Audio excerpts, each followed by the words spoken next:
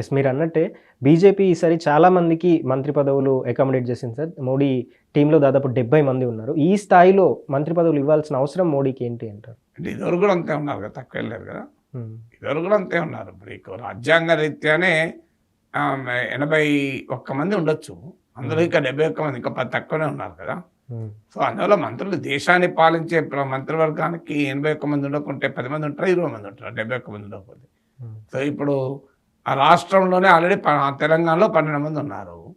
So ఇంకా పెరుగుతుంది, 18 మంది దాకా ఉంటారు. ఒక తెలంగాణలో 18 మంది ఉంటే 17 మంది ఎంపీలు ఉన్నటువంటి తెలంగాణకేమో 18 మంది మంత్రులు కావాలి.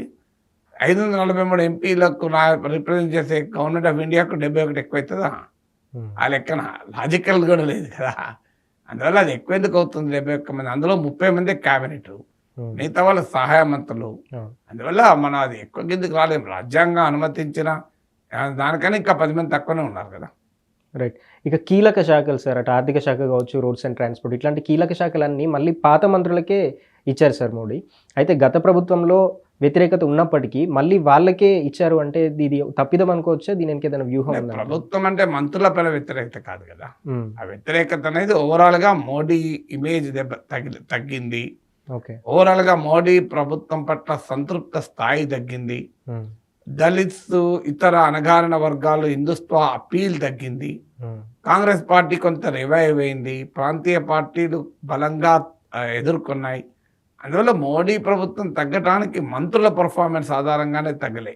ఓవరాల్గా గవర్నమెంట్ పట్ల ఉన్నటువంటి ఒక పబ్లిక్ ఒపీనియన్లో వచ్చిన మార్పు అది. అందువల్ల it is not specific to minister. ఇంకో పలానా ఆర్థిక మంత్రి వల్ల, పలానా హోంమంత్రి వల్ల, పలానా రక్షణ మంత్రి వల్ల అని కాదు కదా. అందువల్ల బహుశా కంటిన్యూటీని అలాగే ఉండాలి అని అనుకోవచ్చు.